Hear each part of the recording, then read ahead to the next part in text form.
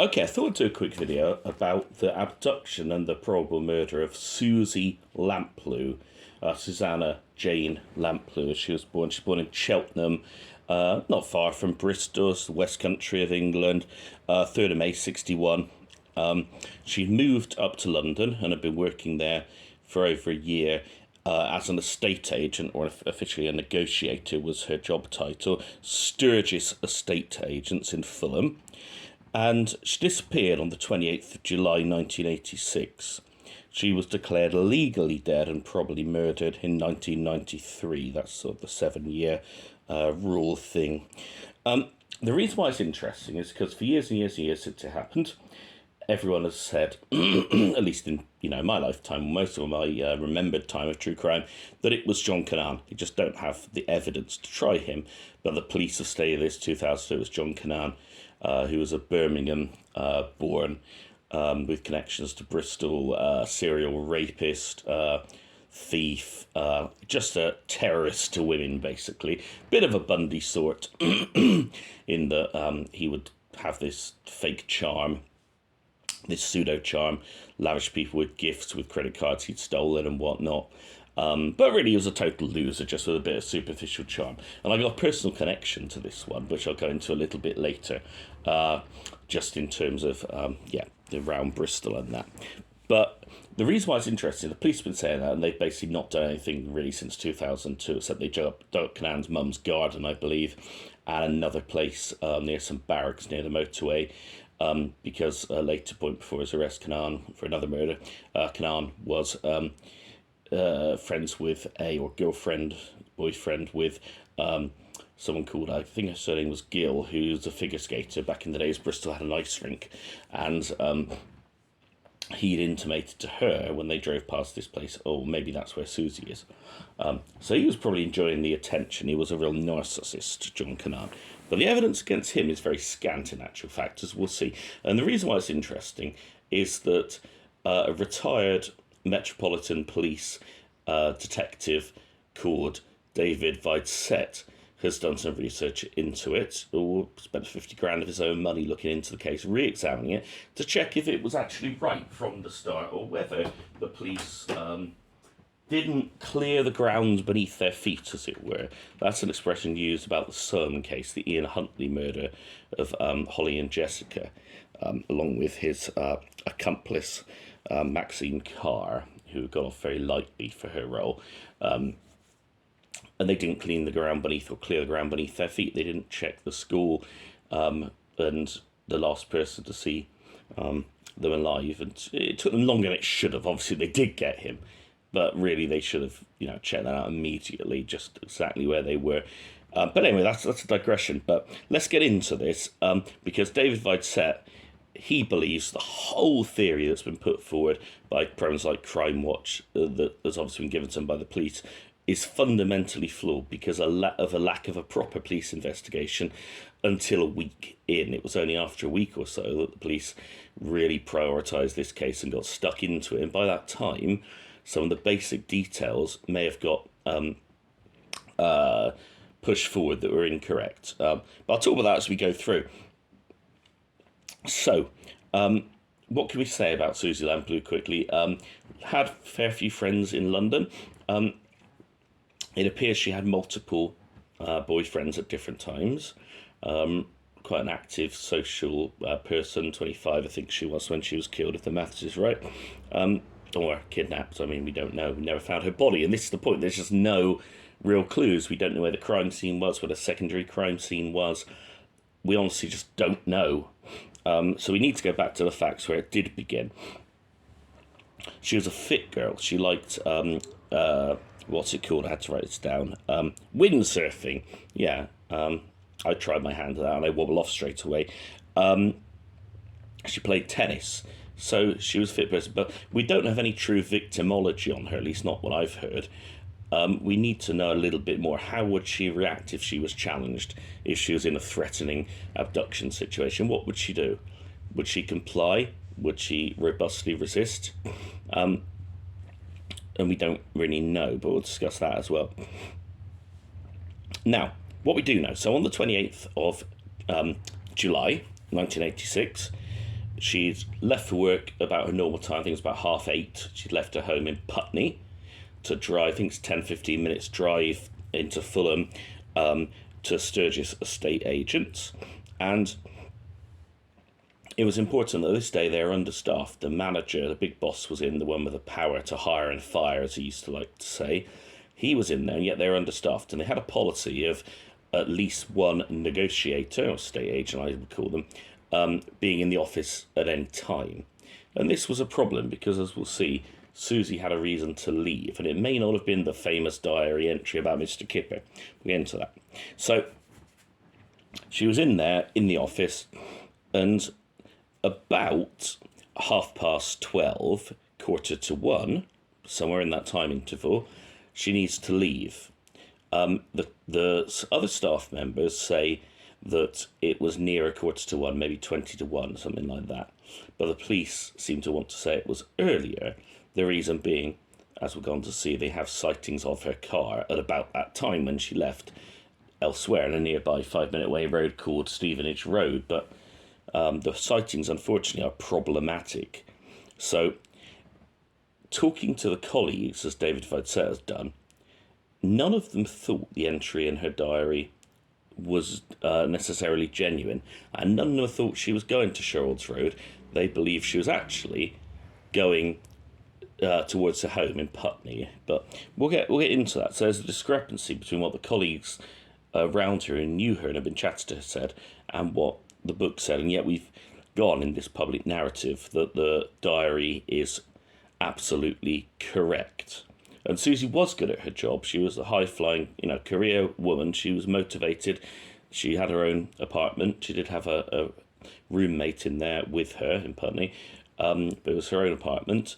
And she was driving a company car, a white Fiesta. And, yeah, she was good at her job and well-liked. So, anyway, she leaves. And come sort of about 3:30, shall we say, then her estate agent colleagues realises she's still not come back, and they begin to get worried. They begin to phone around hospitals to see if she's got injured, been in a car crash or something. They phone her parents, is she there? They ring her home phone, is she there? And eventually, I think it's about 5:30, they call the police because they're worried, and the uniform officers get involved, and then they call CID once they've had a little cursory search.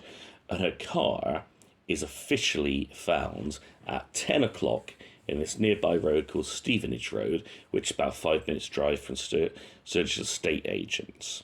So the key clue here was her desk diary, and it had a 12:45 meeting in it with someone called Mr. Kipper at 37 Shurholds Rd, which is, again, not far away. Not much parking around there on a busy street, but maybe between 5 and 10 minutes drive, or perhaps a 12-minute walk, 15 at most. And that had the abbreviation O/S in the diary entry, which meant to meet the person on the street, meet Mr. Kipper, 37 Shurholds Rd, on the street. A key question here, then, as she's gone. Did she actually take the keys with her to open up Shurholds Rd? Or was the intention to meet there and go somewhere else? Or was the entry completely fictitious? Now, here's where immediately David Videcette's analysis differs from that of the police. The police say there's no doubt she went to Shurholds Rd. And the reason for that is at about... let me just get this right. I did jot the times down. It was Mr. Rignall, somewhere between 12:45 and 1 o'clock, so about the right time. This Mr. Rignall saw a man and a woman in front of Shurholds Rd. Other witnesses claimed that the lady was loitering around, then the man arrived, but Mr. Rignall was the only one that came forward before the crime waltz reconstruction. And he said, yeah, I saw this man there. And that is where you get the famous photo fit that admittedly looks very much like John Cannan. And the problem was, we can't be certain the woman there was Suzy, because Mr. Rignall is no longer alive, but his children are. And David Videcette talked to them, and he said they all said, no, he didn't see Suzy. So I don't know if they meant he didn't see a woman at all, or whether he didn't, saw a woman but couldn't say who it was. But either way, he saw a man there.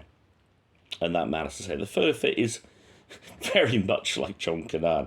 But this is the problem, that this is the only genuine sighting in Shurholds Rd that came forward before the reconstruction led to floods of calls. But that was several months later, and that's the problem.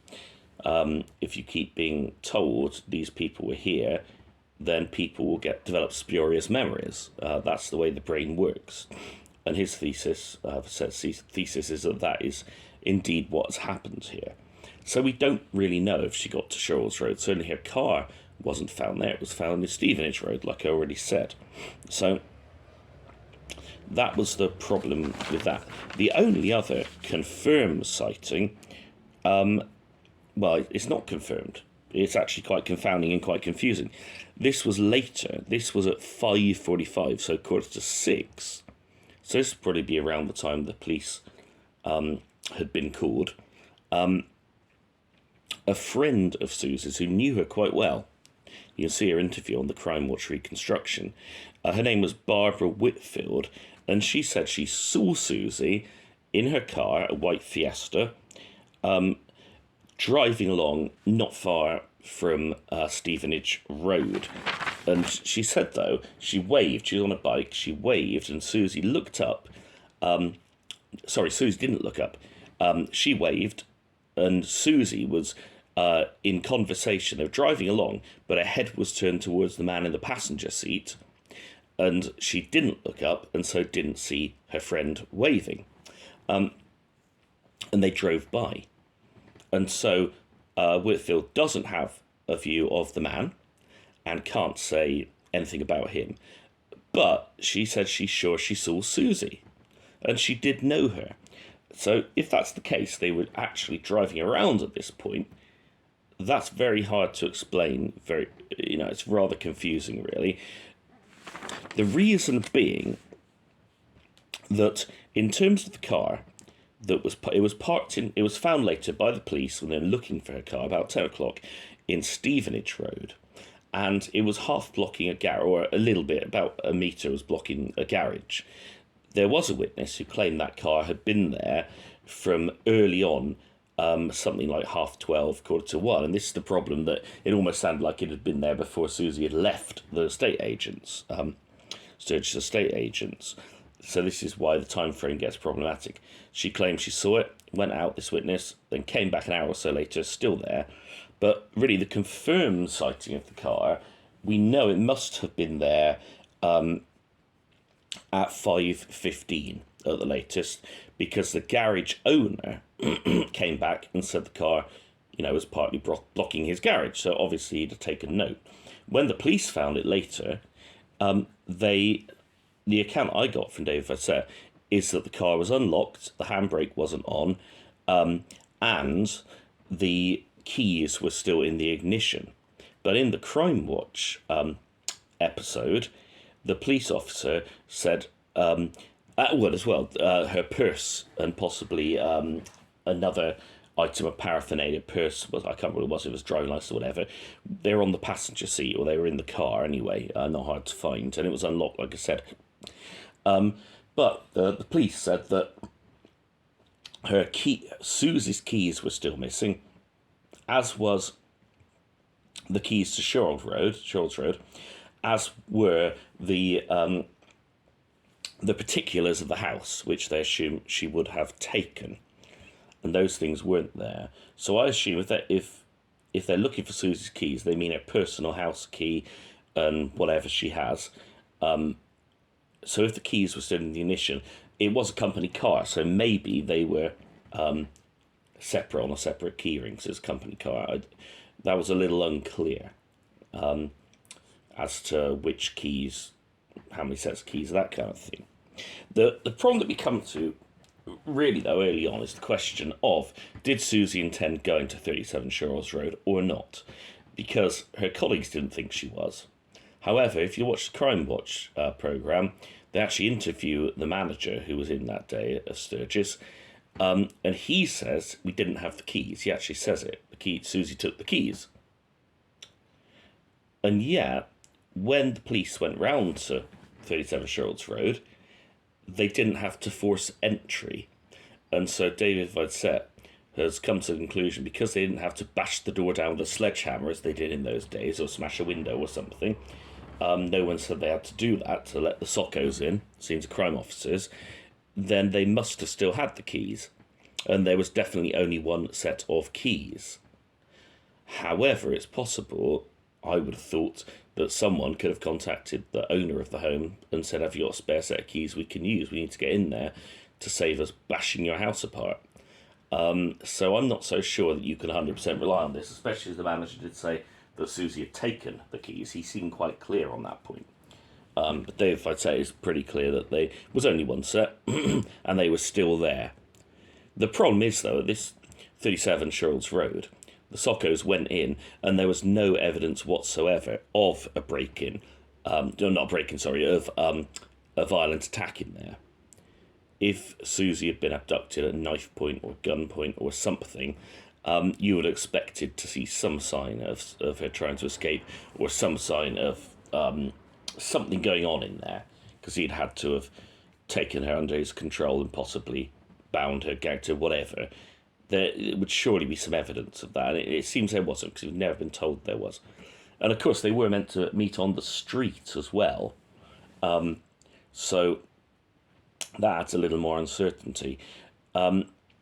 If we think about the case of Stephanie Slater, who around this time, I think a bit earlier, I don't have the exact year of her, but she was an estate agent who was lured to a house by someone under a false name, saying they were going to see the house, wanted to see the house, and a guy called Michael Sams abducted her at knife point. I think he used a Stanley knife. But there was evidence of a scuffle and a tussle before she was kidnapped. And of course, she thankfully got away in the end by paying a ransom. Her boss had actually paid a ransom. And they got Sams. They did catch him in the end. And he was already a murderer. He'd murdered another lady. I think her name was Julie Dart, from memory. But anyway, so those are sort of the facts. That basically, she walks out the door of Sturgis, and we don't really know where she went.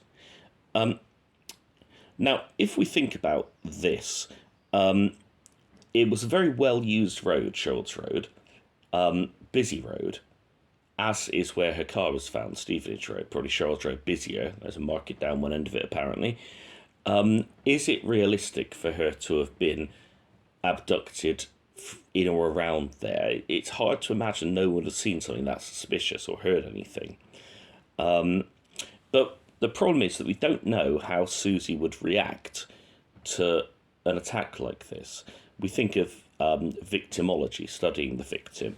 How would she react to the shock of an abduction? We know that when John Cannan, or Cannan as I think he likes to be called, abducted Shirley Banks in Bristol sometime later, and ultimately murdered her, he was able to get her under his control. But the day before, in one of our car parks down near the centre, I think it's Cannon's Marsh car park, he'd tried it on with another woman. He walked up to a car with, I think, a fake gun on that occasion, and said, shut up and do exactly what I say, and tried to climb in.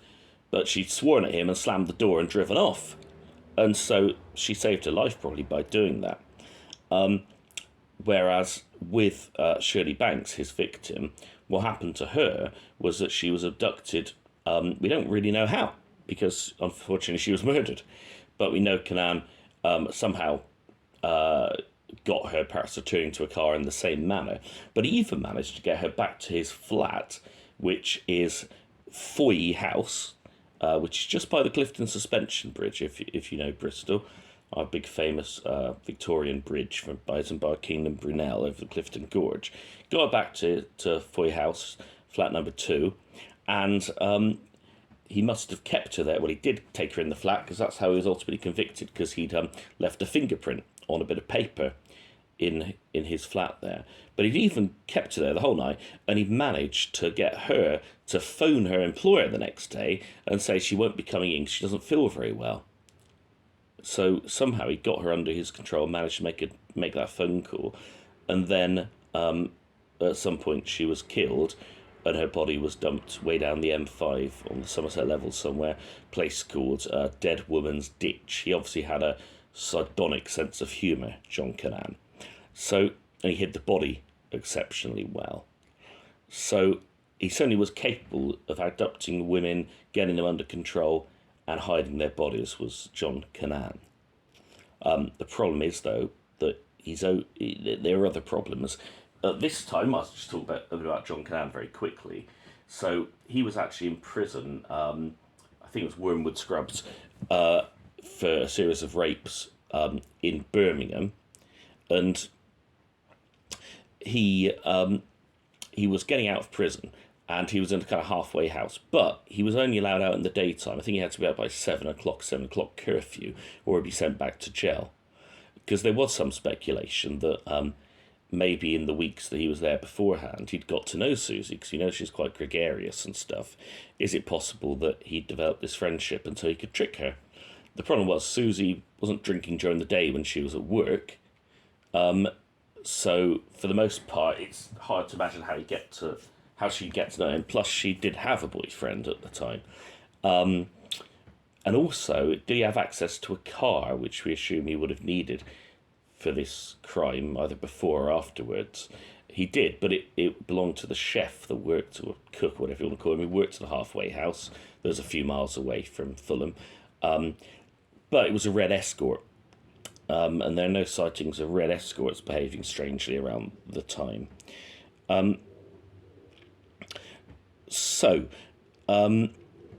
He was really linked to this later, and Suzy's mother, I think her name was Diana Lamplugh, she said that Suzy had mentioned being friendly with a Bristol businessman, and you know, the police jumped on this, and Crime Watch jumped on this. Oh, she was getting friendly with a Bristol businessman. Maybe that was John Cannan, because obviously his murderer Shirley Banks was associated with Bristol. The problem was he had no connection to Bristol at the time, so it was ridiculous to make a link there. He was from Birmingham. He had no connection to Bristol. His own connection with Bristol was later, because he started having an affair with his solicitor, and she lived in Bristol, and so he moved down to Bristol, and he was eventually caught because I think it was going through Reading on the train on the way, to or from Bristol, and he thought he'd, try and rape a couple of women working in a florist with a knife, but he ended up cutting himself and getting tracked down by bystanders and then the police, and they got him. Went back to jail. But so he wasn't a Bristol businessman. He was, from Birmingham. And this idea of her being friendly with Bristol businessman, it can't have been him because he had no connection to Bristol at the time.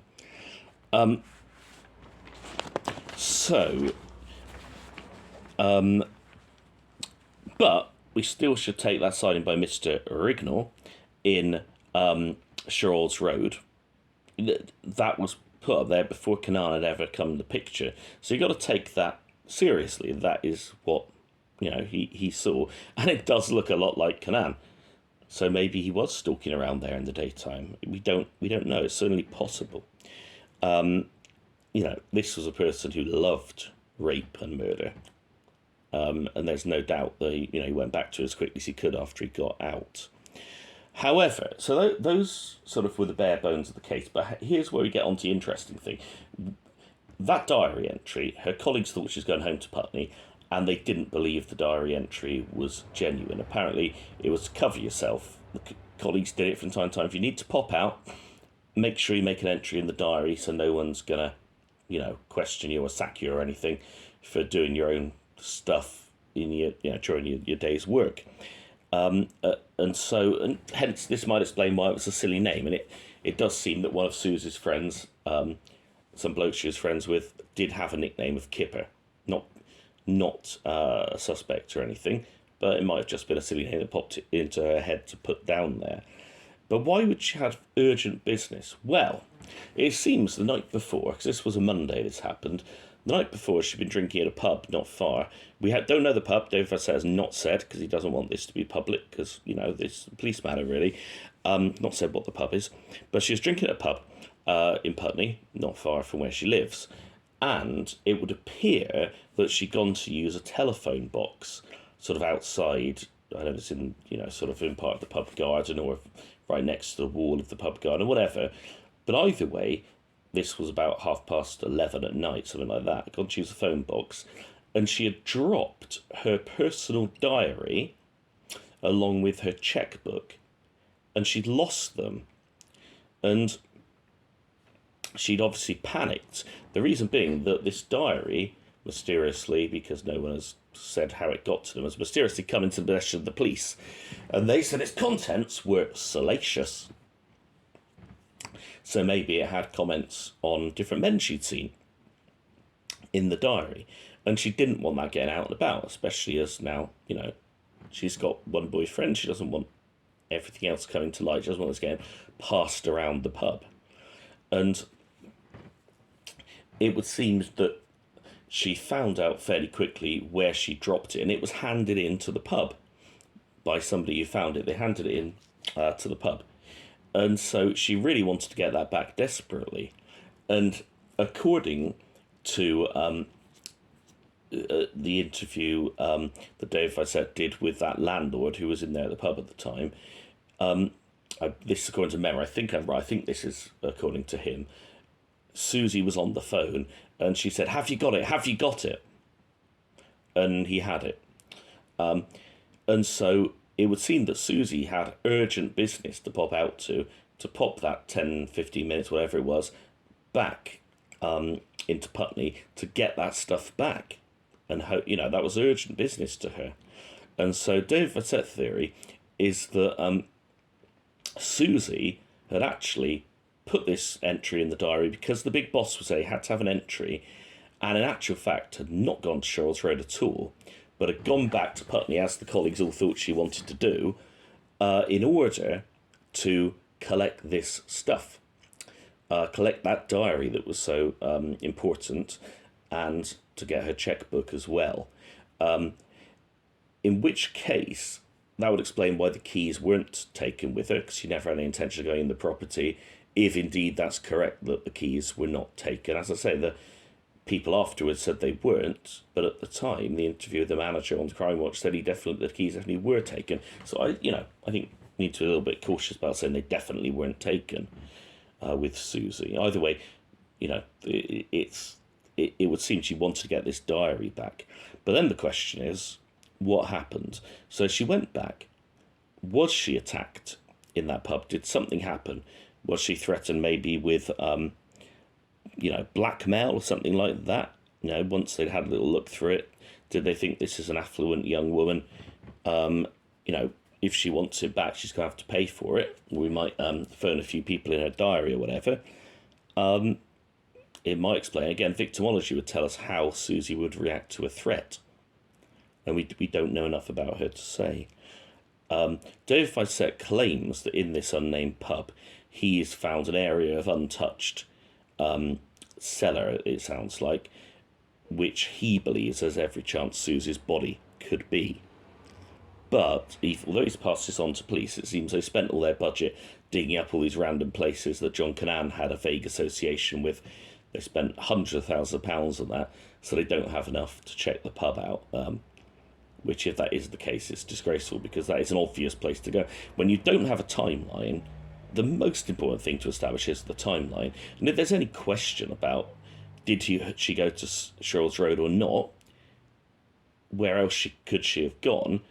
That pub should have been checked out very early doors, and witnesses checked around there and so on. The problem is when you start putting out these reconstructions, it does become a self-fulfilling prophecy, because if we get told that there is a smartly dressed man with an attractive young blonde girl, then obviously people have spotted them all over the place, and these things proliferate, these sightings. So you have to really go back to the ones that were made very early on, before all of these reconstructions and images were put into people's heads. I mean, it's just crazy that, some of these alleged sightings were only made known to police like in 2002 and stuff. How do you remember a specific car and a specific person that much later? On a specific day, it's ridiculous, really. And unfortunately, the number of times we look at photo fits and they're actually accurate Well, you know, if you look at the case of Joseph James D'Angelo, the original Night Stalker, or Golden State Killer, whatever you want to call him, take a look at all the photo fits that came out, of him, and not one of them looked like him. Not at all. It was familial DNA that obviously nailed him, but none of them looked like him. And so, yeah, that is difficult. The only one that for me is problematic is that one by Barbara Whitfield, because let's say she did go to that pub and she got there by 1:15 and stuff, then why is it that she's driving a car which was either hers or a very similar one, according to Barbara Whitfield, at 6:15 near Stevenage Road with a man in there?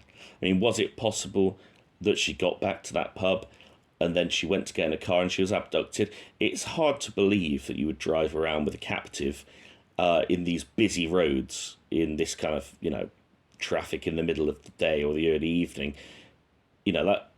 But again, you would have to know a little of Suzy's victimology. Now, personally, if I was carjacked, or if anyone I cared about, was carjacked, my advice would be to crash your car into something in full view of everybody, as soon as possible. If they've managed to gain control of you, ideally, drive off and do not let them gain control. But if they have, then at the earliest opportunity, smash into something very hard, ideally having managed to ping off their seatbelt before you hit. But either way, would Suzy have just panicked and just complied? But I don't think any remotely careful kidnapper would be driving around those busy roads with her in the car. And also, Barbara Whitfield didn't say that Suzy was terrified and begging for help or anything. It sounded like she was in conversation with this man. So that sighting is confusing, bearing in mind the estate agent was already getting panicky. What time do we say? Sort of 2:30, 3 o'clock, whatever it was. They were already starting to ring around places to try and find her. They knew something was wrong. So come 6:15, she would not be happily travelling around with anybody. And she wasn't the person just to skive off for the afternoon. This is why they were worried that when she didn't come back, and according to a diary entry, because she was a reliable employee, she wouldn't do that. So that sighting is problematic and confusing. And David Videcette didn't really have an answer to that, other than, she was certain she saw Suzy, but maybe it was someone who looked a bit like Suzy. And I guess we've all done that. We've all seen someone we think is someone else, waved at them and then felt really dumb when we've realised actually it looks like them but it ain't. So that certainly is possible. So the keys here, the key is the key. So did she leave search estate agents with a key or not? It would seem the police now, according to David Videcette, have admitted that they're probably wrong, and that in actual fact they did a crime watch appeal, waving a set of keys around saying we need to locate these keys. These are the ones that Suzy had a big bunch of keys, and we need to find them because they weren't in her car when we found it later. It would seem they were appealing for the keys that they already had in their possession and had indeed used to get the soccos in. The problem ultimately, the way David said it anyway, was that for the first week, really, the kind of CID branch, the detectives, had so much on their plate, they didn't put their all into it. They didn't give it as much time as they should. In actual fact, on the night or the day she went missing, the officers in charge of it, the CID officers, it was given to, because uniform immediately identified this is serious. So called CID. They didn't even go round to the house in Shurholds Rd, which would imply they didn't think it was that important. They made other inquiries. They forced entry into Suzy's apartment, which is obviously sensible, and contacted her parents and made a few other inquiries. But they didn't actually check out Shurholds Rd, so that was interesting. But it did seem that there was some confusion as the case was handed up the chain. What the people at the estate agent have said about her going back to Putney, her, not taking the keys, not wanting to go, not going to Shurholds Rd, really. It did seem that got missed and sort of miscommunicated, and suddenly the whole focus was that she was abducted from Shurholds Rd, or they'd taken a glance, they said they didn't want it, and then Suzy like, well, we do have an alternative, and driven towards that, and somehow it led them to Stevenage Road and her abduction. So, where from here? That obviously that salacious, as the police call it, diary is vital, and that pub is vital. I'm told the landlord and his wife, the wife wouldn't speak to Videcette, and the landlord did, but he said that Videcette said that it was a very strange interview, with his words. So it's a little unclear how much came from that. But obviously he's concerned. He's concerned enough. He spent this much money and handed everything over to the police, and was truly amazed that they didn't want to look into this further. And of course, there are theories as to why the police don't want to look into it. Is it because then they might get sued by John Cannan?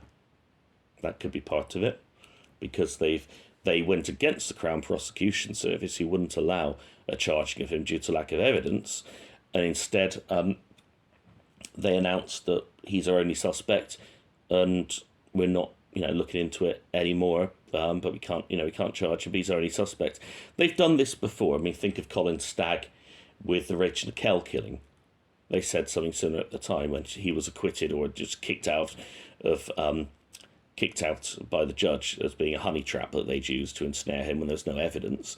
And of course, that inept investigation that was completely tunnel-visioned on Colin Stagg just because he was the local weirdo, it allowed Robert Napper to go on and kill again. Just incompetence all around, and a lack of concern for the victim, ultimately. And unfortunately, when you look into some of the dealings, it's the same with politicians and all this kind of thing. It's the same with the police. It's power politics up the top, and public image is everything, and career progression is everything. We saw it as well with the murder of Jill Dando, how they focused on that. Barry, he called himself Balsara, didn't he, after Freddie Mercury? Barry George, I think was his real name, but he called himself Barry Balsara. Again, focusing on an innocent man, either, to protect whoever it was Jill was looking to expose in the BBC, if that's your theory, or whatever.